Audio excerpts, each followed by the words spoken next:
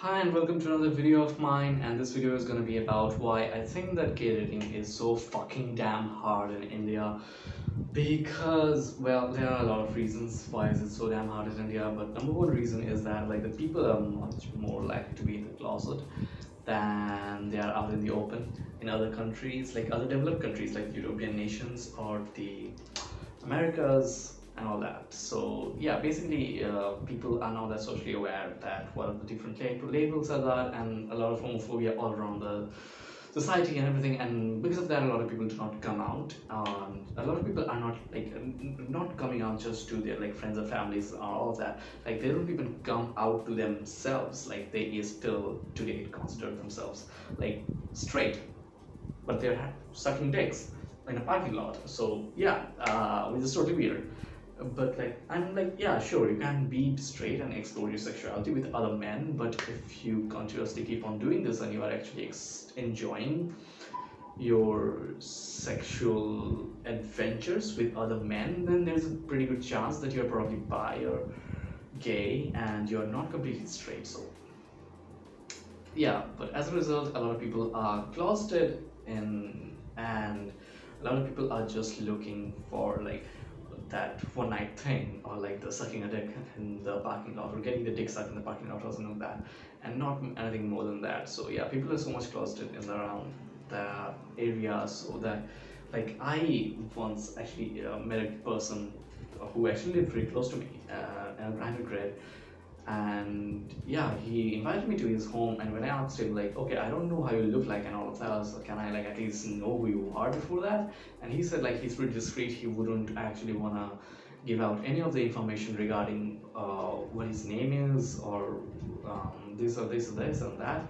He just wants me to come at a certain place at a certain time, and he would take me to his home from there. And I was like, okay, I'm not gonna do that, because number one, that gives you too much power, and number two was like, come on, grow up. Like, I'm not gonna do that, because there are actually other people out there on the Tinder grade or the Grindr grade who are actually open and not that discreet and completely fine. Like, now, once again, coming out, whether you're gonna be coming out or not, is completely your decision. But at the same time, like, you cannot use, just because it's your decision, you cannot actually use that and hold it over some other people and like hold them um, responsible for some things. Like that discreet guy that I was talking about, he kept on asking me again and again and again, and his reaction would be like, "Why would you want to not meet me?" And I was like, "Because I don't meet discreet guys, and that's my thing. Like just because you don't want to come out, you don't have to come out. In a similar way, just because I don't want to meet a discreet guy, I don't have to meet a discreet guy." So yeah.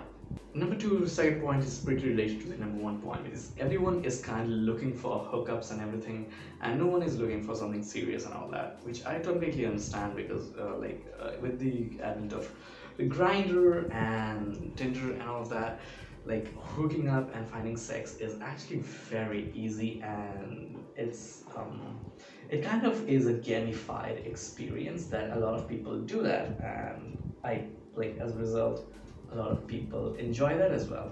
So yeah, of course, a lot of people would be into all of those things, and purely sex, which is totally fine. Like you are totally allowed to just be go out there and have sex. That's your personal choice, and you should be allowed to do that. But if the process becomes so easy of hooking up that everyone is gonna do that continuously all the time, then of course finding gay relationships kind of become like finding relationships or finding relationship worthy people kind of becomes hard. It gets hard. And number third reason is that we don't have all the rights of gays.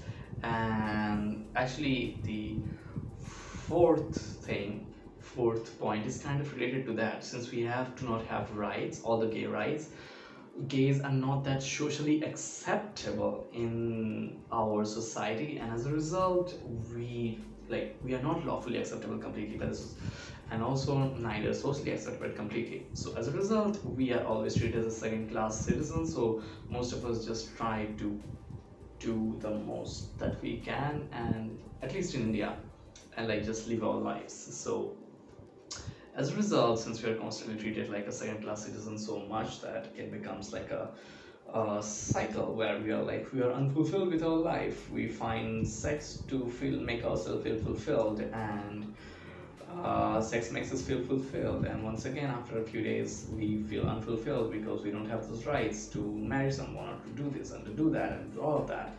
And so we do this again and that again and that again, and it's a complete cycle. And the final point is that, and fifth point is that we don't have an adequate dating platform. And I don't, by adequate dating platform, I don't mean the number of dating platforms. I also do not mean the number of only solely gay focused dating platforms or any of that. But I just think that dating platforms are mostly designed with the idea of like how would straight people react to this, or like Tinder was a straight concept. It was later like gays and all of those were added much later to that and all of that. And yeah, so like dating apps are usually designed keeping the interest of straight people in their mind. And by straight people, I mean the hot single straight girls who will be on that app, and men will pay money to be on that app so that they could get a match with those hot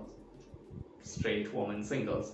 So basically, that those are the two basic kind of groups that dating apps would kind of focus on, because that's what gets them bread and butter. That what's make them money. And as a result, when you take that same like same design, same thing to that and translate it to gays, it does not exactly fit.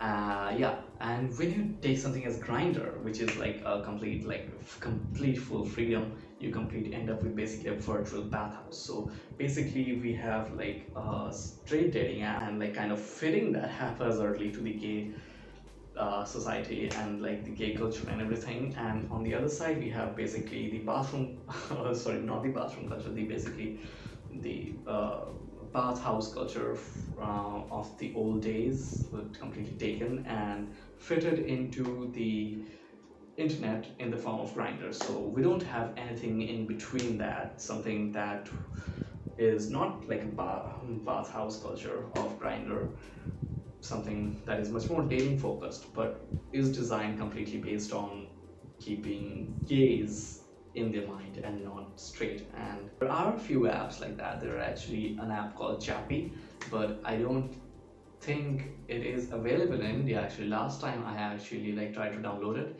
it said that it's not available in my country.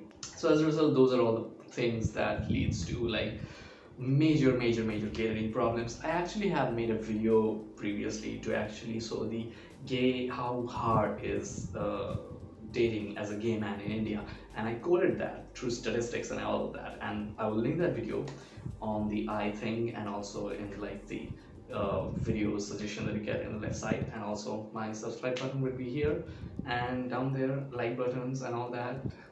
Click that, it helped me, please. Please.